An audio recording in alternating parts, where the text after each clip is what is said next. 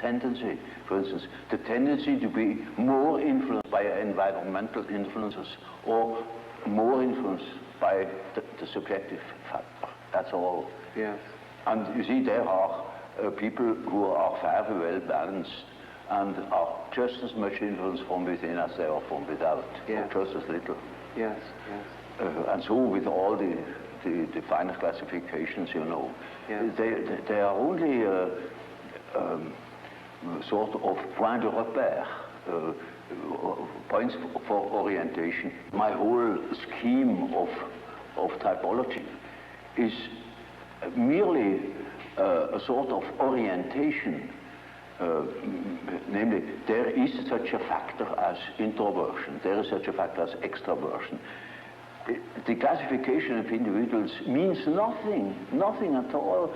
This is only the instrumentarium, yes. for the practical psychologist, yes. To explain, for instance, a husband to a wife, or yes. for instance, it is very often the case, one could almost say, it is almost a rule, but I don't want to make too many rules, in order not to be schematic, yeah. That an introvert marries an extrovert for compensation, or another type marries the counter type to complement himself, for instance. Well, Dr. Jung, of course, tied in with your typology and quotation introversion, we, of course, know of your concepts of thinking, feeling, sensation, and intuition. Well, there is quite a simple explanation of these terms, and it shows at the same time how I arrived at such a typology. Namely, sensation tells you that there is something. Thinking, roughly speaking, tells you what it is. Feeling tells you whether it is agreeable or not, to be accepted or not, accepted or rejected. Yes. And intuition, now there is a difficulty. Yes. You don't know ordinarily how intuition works. So when a man has a hunch, you can't tell exactly who he got at that hunch or where that hunch comes from. It is something funny about intuition. I will tell you a little story. I had two patients. The man was a sensation type, and the woman was an intuitive type. Of course, they felt attraction. And so they took a little boat and went out to the Lake of Zurich. And there were those birds that dive after fish, you know. Yeah. And then after a certain time they come up again, and you can't tell where they come up. And so they began to bet who was the first to see the bird. Now, you would think that the one who observes reality very carefully, the sensation type, would of course win out. Yeah. Not at all. The woman won the bet completely. Yeah. She was beating him on all points. Yeah. Because by intuition she knew it before. I see. Now, how is that possible? Yeah. Well, sometimes, you know, you can really find out how it works by finding the intermediate links. You see, it is a perception by intermediate links, and you only get the result of that whole chain of associations. Yes. Sometimes you succeed in finding out, Yes. but more often you don't. So my definition is, intuition is a perception by ways or means of the unconscious. Yes. That is as near as I can get. This is a very important function, because when you live under primitive conditions, a lot of unpredictable things are likely to happen. Yes. And there you need your intuition, because you cannot possibly tell by your perceptions, by your sense perceptions, what there is going to happen. For example, more specifically, what would be an example or a difference between an intuitive extrovert and an intuitive introvert? Well, you know, you have chosen a somewhat difficult case, you know, because one of the most difficult types is the intuitive introvert. Yes, you know. I have. The intuitive extrovert, you find among hunters, bankers, gamblers. Yes. That is quite understandable. Yes. But the introvert the introverted variety is more difficult because he has intuitions as to the subjective factor, namely the inner world. Yes. And of course that is now very difficult to understand because what he sees are most uncommon things, and he doesn't like to talk of them.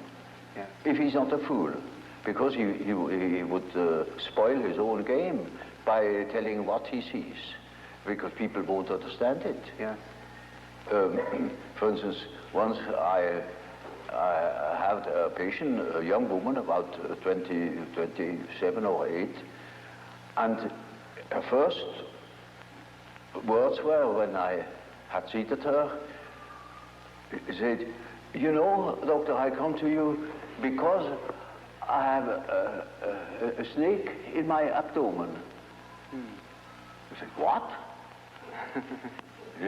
Yes, a snake, a black snake, coiled up right in the bottom of my abdomen.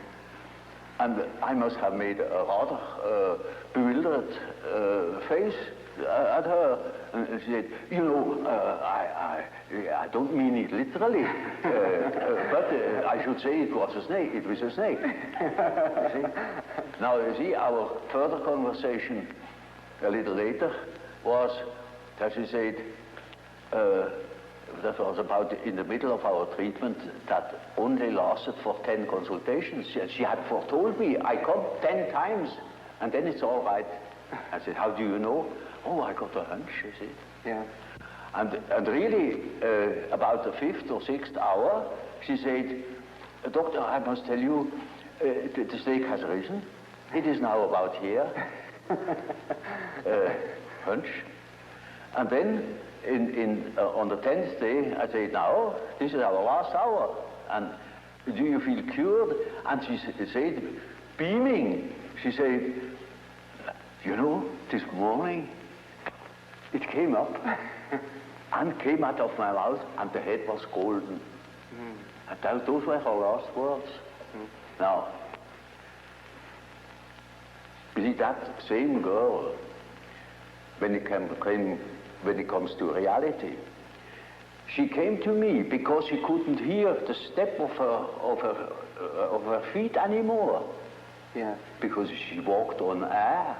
Yeah. Literally. Yeah. She couldn't hear it, and that frightened her. And when she came to me, I asked her for her address. I never had heard of it. Yeah. And I said, "No, I'm curious, I never have heard of that place." "Well, it's a very nice place," he said. A person cannot possibly speak of her experiences. Yes. Because everybody would think she's absolutely crazy. Yeah. I myself was quite shocked when I thought, for heaven's sake, is that case a schizophrenia? Yeah. Yeah. Because you don't hear that kind of speech. That's right. But she assumed that the old man, of course, knows everything, and he even understands such kind of language. Yeah. So you see, when the intuitive, the introverted intuitive would speak what he really perceives, then practically nobody would understand it. He would be misunderstood. And so they learn to keep things to themselves. And you hardly ever hear them talking of these things. That is a great disadvantage. But it is an enormous advantage in another way. Not to speak of the experience they gather in that respect, but also in human relations. For instance, they come into the presence of somebody they don't know, And certainly they have inner images. And those inner images give them a more or less complete information about the psychology of the partner. Yes. You know, that is, but the case can also happen that they come into the presence of somebody whom they don't know at all, not from Adam, and they know an important piece out of the biography of that person. Yes, yes. And are not aware of it, and tell the story. Yes. And then the fat is in the fire. Yes, that's right. You see, so the introverted intuitive has in a way a very difficult life, although one of the most interesting lives. Yes. But it is difficult often to get into their confidence. It's just a sort of a skeleton to which you have to add the flesh, or say it is a country mapped out, you know, by triangulation points. And that doesn't mean the country consists of triangulation points. Yeah. That is only in order to have an idea of the distances. Yes. And so it is a means to an end. It only makes sense, such a scheme, when you deal with practical cases. Well, I told you that case of that intuitive girl, who suddenly came out with the statement that she had a black snake in the bed. Yes. Well, now, that is a collective symbol.